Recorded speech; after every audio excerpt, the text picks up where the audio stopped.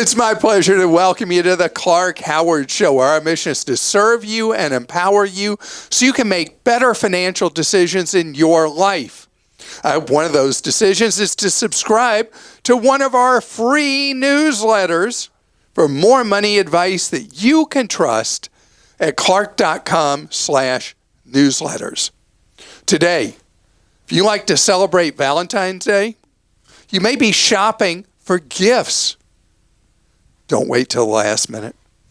Jewelry is something many of us give our sweethearts. But, wow, counterfeiting is going crazy in the jewelry market.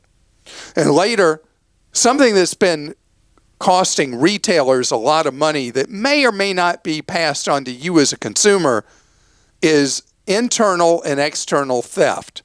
I'm going to tell you what big companies are doing to fight back that is a real inconvenience for you and me. So, counterfeiting has become a massive problem in jewelry. And my wife was showing me a piece of jewelry that she had bought online that when I was talking to her about this, that she discovered was a counterfeit because she was in a store that carried the item and she realized that the one she had was not right, that there was something not right about it. And it turned out, yes, it was a counterfeit. And she had bought it in good faith, thinking she was buying the real article, bought it from a third-party selling site, and it turned out to be a counterfeit. Ironically enough, she had some jewelry that she was selling on a used site, and they rejected it and sent it back to her, saying that the item was a counterfeit that she had bought from the actual store originally that marketed their own jewelry. In that case, they made a mistake. It was authentic. But this area is something that's got everybody in the jewelry business on edge because the counterfeits, in many cases, are more convincing than they used to be. And so it means they lose a sale of their product and people are buying something with their logo on it or their imaging and it's not the real thing. And so the counterfeiting is a real problem for you as a consumer if you in good faith pay what you think is a good price for that item, but it turns out to be a counterfeit that has basically no real market value. And when you go shop for jewelry online or through social media or a selling site, no matter the best efforts of Amazon or eBay or any other sellers, this is a big problem and a big headache where the counterfeits are being marketed and being sold on what are reputable platforms, and you think you're buying something that is as represented, and it later turns out to be a counterfeit. If the price is too much lower than what you know to be the retail price of that item, even buying it used, that's a pretty good tip-off that the item is, in fact, a fake. And if somebody goes to Canal Street in New York and they're shopping at those stalls with the hidden rooms behind them, you know what you're buying is not the real thing. And that was so obvious. And there's an equivalent kind of thing that exists in San Francisco, and you go overseas and there's the sale of all the counterfeit items. But online, it's harder to tell that. There aren't those physical signs that you know you're buying counterfeits. But the massive price difference from retail is a good tip. But the other thing is you could buy something at a third-party seller that is, let's say, 25% below the brand name. And you're thinking that gives it additional credit. If it's 75% off, you are pretty well signaled that it's a fake. But what if it is only 25% off? What's the key thing to protect yourself? Buy only through a website that guarantees a full refund of your money if the item turns out not to be the genuine article. And that one thing will protect you and means likely that you're dealing with a site that is verifying the item as best they can with authenticators before it's put up for sale on that site. And, if you're buying jewelry that you just want to be attractive, don't worry about the brand name. Don't worry about this. Buy something that looks good, that you think your sweetheart will enjoy, rather than focusing on a brand name that may be a false lead, that the item actually is not that brand to start with. Have you ever mistakenly bought something that was a counterfeit, Christa?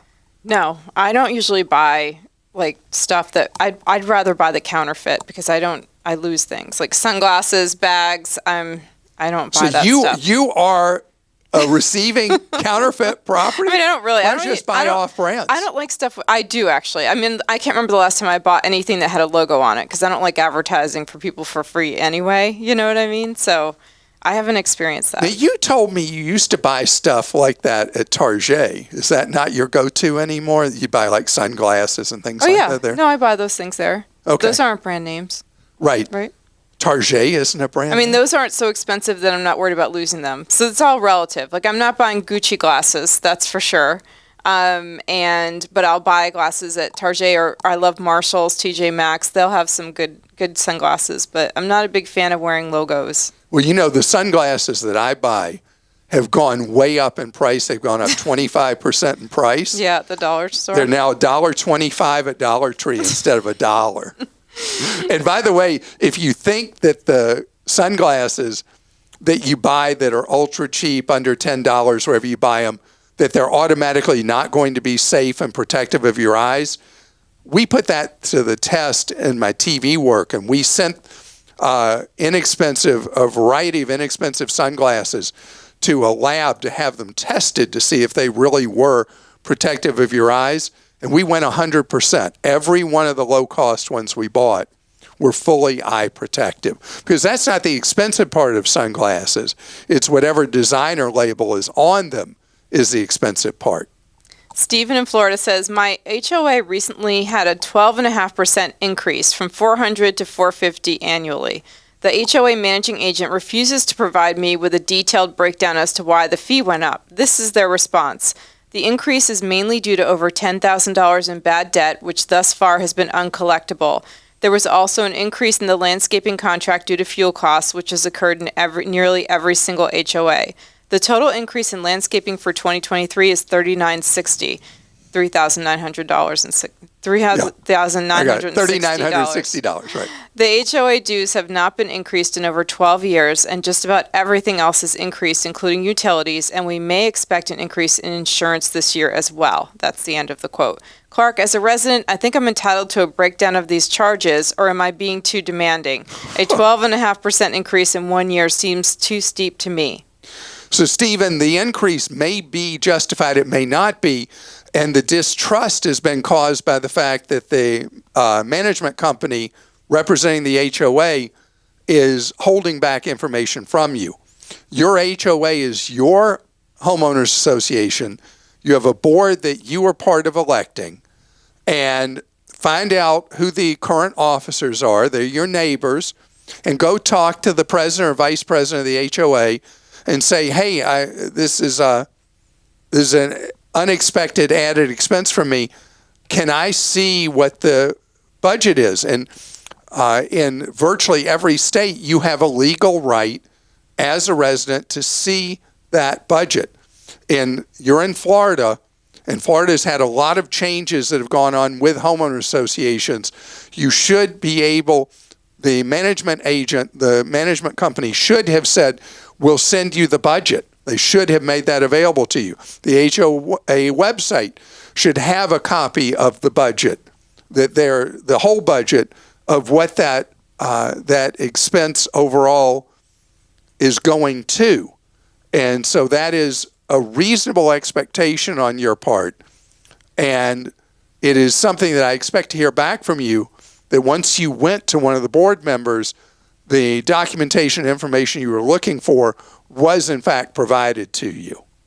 Cheryl in Texas says, we are traveling internationally for the first time in 2023. Congratulations. Yes. How do you recommend finding a reputable tour company in another country without experiencing scams or identity theft? We are women looking for a Nile River cruise and exploring Morocco. Thanks for your many lessons. Well, I hope that your trip is absolutely wonderful to Egypt and North Africa. And Cheryl, what you do in a case like this is you don't, as someone who's not traveled overseas and going particularly to developing countries, you don't plan this on your own, picking your own tour operator. Instead, you want to find a travel agent local to you where you live in Texas, and find an agent who has the classification CTC.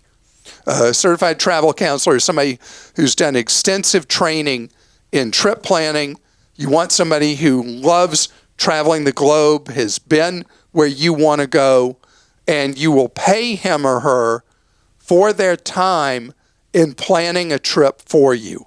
The fees are not ridiculously high, but they will know who are the reliable tour operators, who are the people there are different levels of tour operators, depending on how elegant you want the arrangements to be, how nice you want the hotel rooms to be, the meals and all that. And I think you'll be fine as long as you find that experienced, qualified travel agent to serve you. And again, I think it should be somebody local to you. You can sit down with a good travel agent, will ask you a lot of questions about your interests and things you've done in your past to help figure out the proper and right tour operator for you for this trip to Egypt and North Africa. And I hope you have a great time. And this is from Alicia in Oklahoma. I have my son listed as a driver under my car insurance. He recently moved to San Francisco and decided not to have a car. He plans to use Zipcar when he really needs one. Does my son need to purchase non-owner's car insurance? That is a wonderful question, Alicia. Non-owner's insurance is a great idea for liability protection specifically. So non-owner's insurance is something that's very common in big congested cities, Boston, New York, Washington, San Francisco. So it covers you when you do use somebody else's vehicle.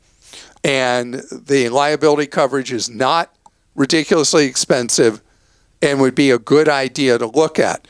Now, if your son has no assets at all, he's just starting out, doesn't have a lot in an accounts in his name, doesn't have a lot of things that somebody might get at, then it's not as urgent as it is if your son has been a good saver, has investments, things like that. Then having a non-owner's policy becomes not only a necessary thing, it is a mandatory thing, in my opinion. And speaking of your son living in San Francisco has been front and center with lots of terrible publicity about theft rings hitting retailers, retailers closing locations because of the theft problems. And this is something that the focus has been on San Francisco, but it's been an escalating factor for retailers around the country.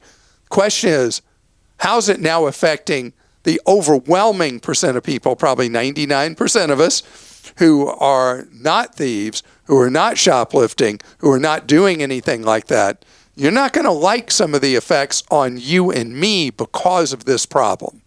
Theft from retailers has been much in the news, and there have been they're very visual videos you see, still photos you see of these very aggressive criminal gangs that come in, and these are unarmed robberies, but very violent robberies, where they come in and they'll come in with a hammer or whatever, break display cases, grab really valuable things, and go out the door.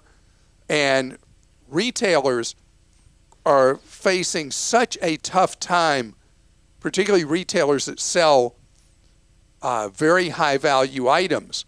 I remember pulling into a shopping center last year, and there was a cell phone store where someone had driven a truck through the front of the store in the wee hours and broke in to get iPhones and Samsung phones to then do whatever they do, however they dispose of them.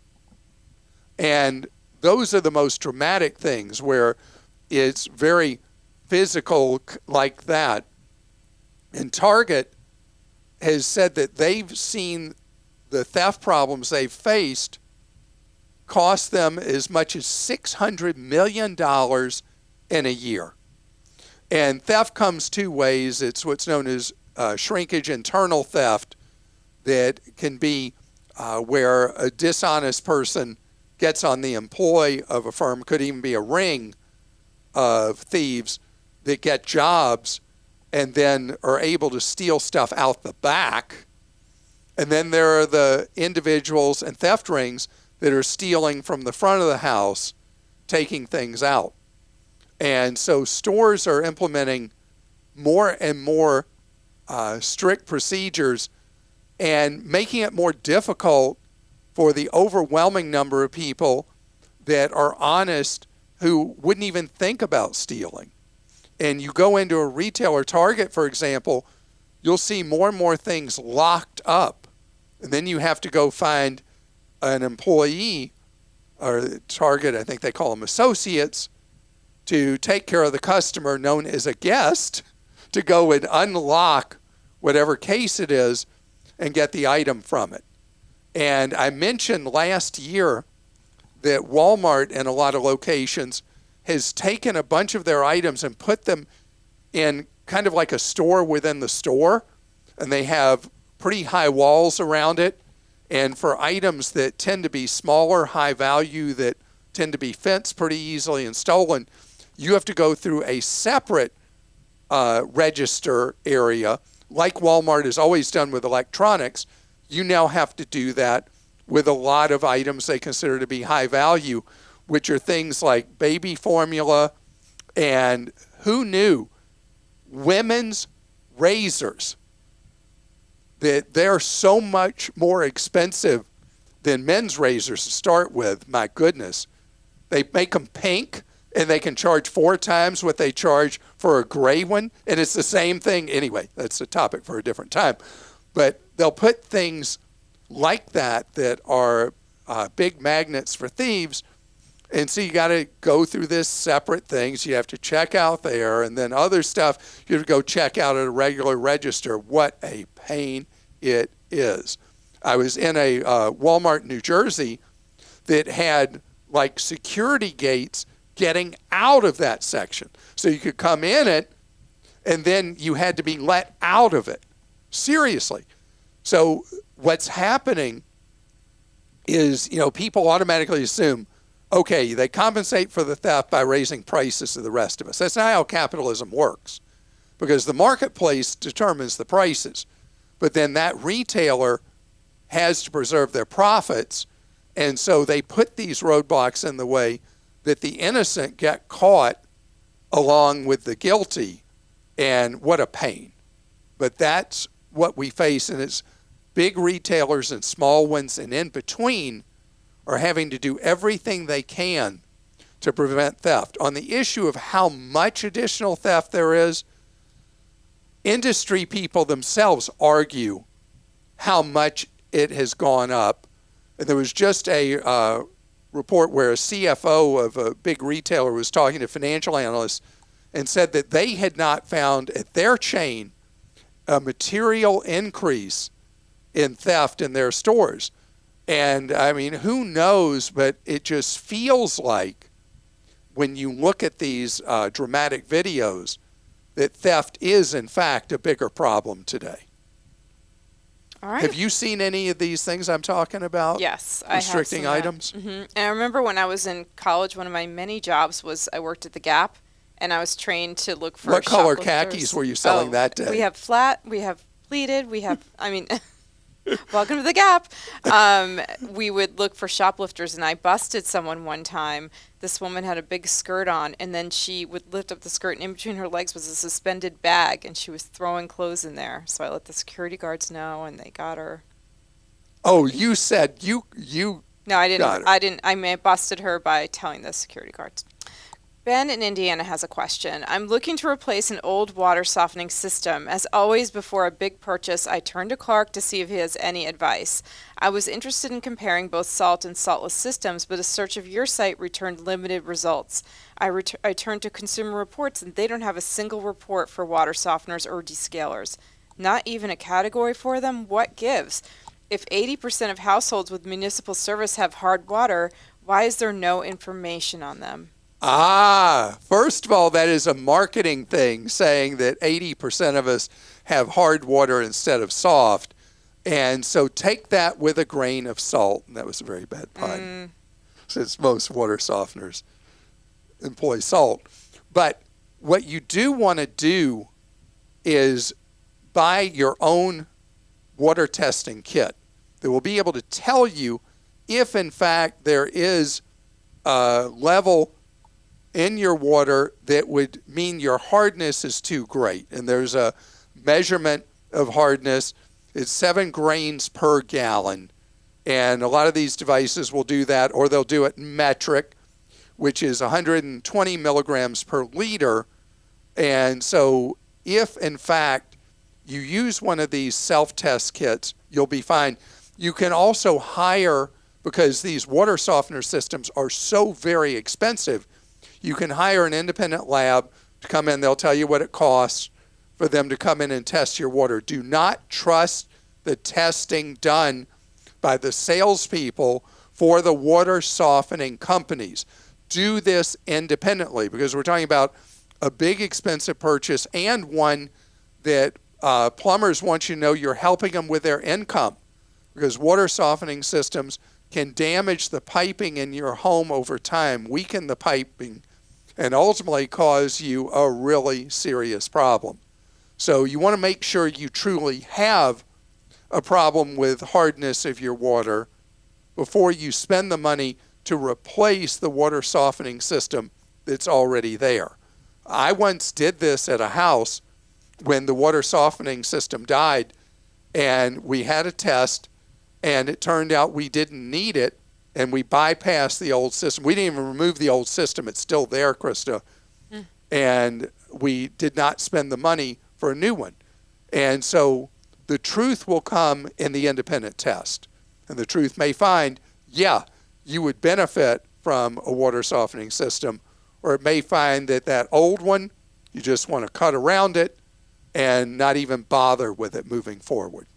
This is from Andrew in Oregon. My wife and I have always sold our cars ourselves using Craigslist and previously Auto Trader, etc. We just tried to sell it on Facebook Marketplace and Craigslist and got inundated with people trying to scam us. People tried to get us to do fake Carfaxes, have us give them our phone number, etc. How do you sell a used car now if you want the highest value? I put it into Carvana and Vroom, and obviously the price was much lower than the private party sales price at Kelley Blue Book. How do I find real buyers and not just scammers now? Am I just stuck selling it to a dealer? Okay, that is a great question. Andrew, there's so much in what you just asked. It's amazing. So first, I would say that you're going to find better results at a site like Auto Trader if you're going to sell yourself, because you're having to pay for that listing. You're going to get a better selection of potential buyers. You list a car on Craigslist, you're going to get exactly what you've experienced. One scamster after another, after another, after another, after another.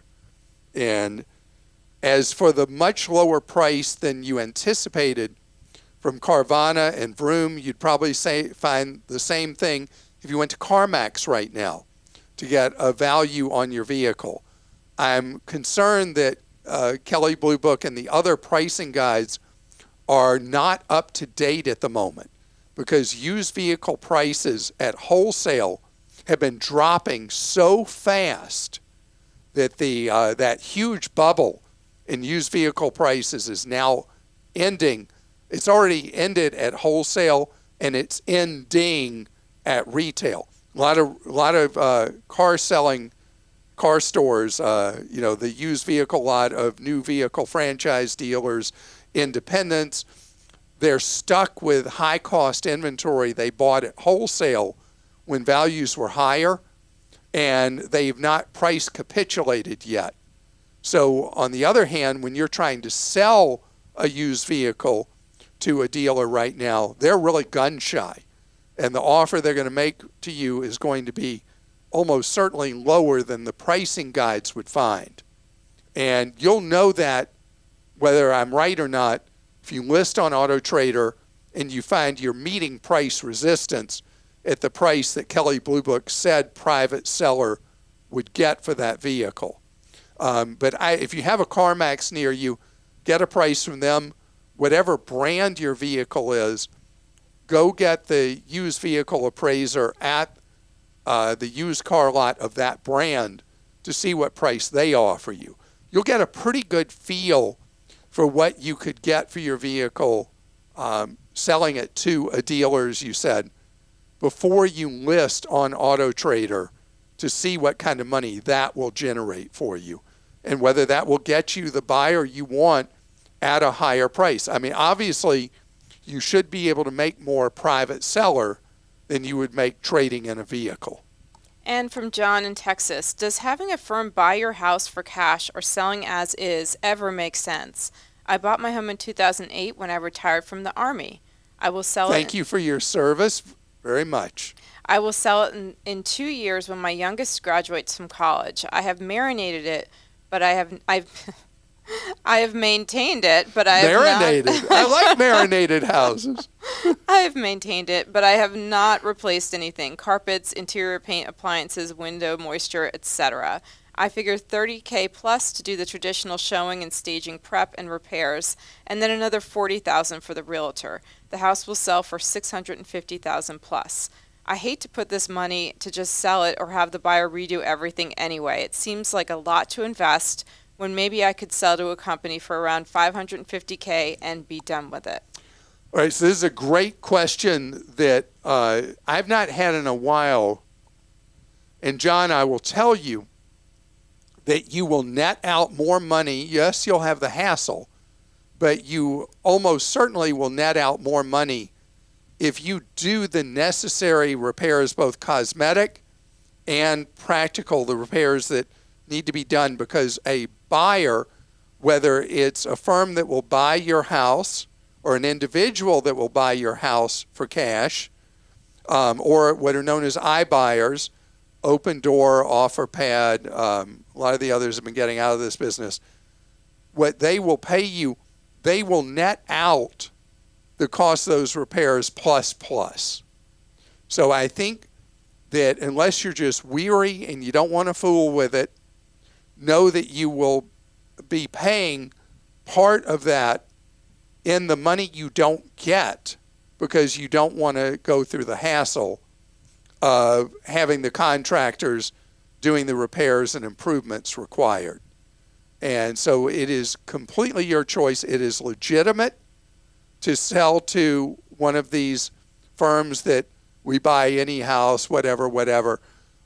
Just know that there's a cost to the convenience, and that will be your decision. And once again, thank you so much for your service to our great nation in our military. I appreciate so much the wonderful, brave people who put their lives on the line so you and I can be free. And that does it for this episode. I hope the rest of your day is absolutely great.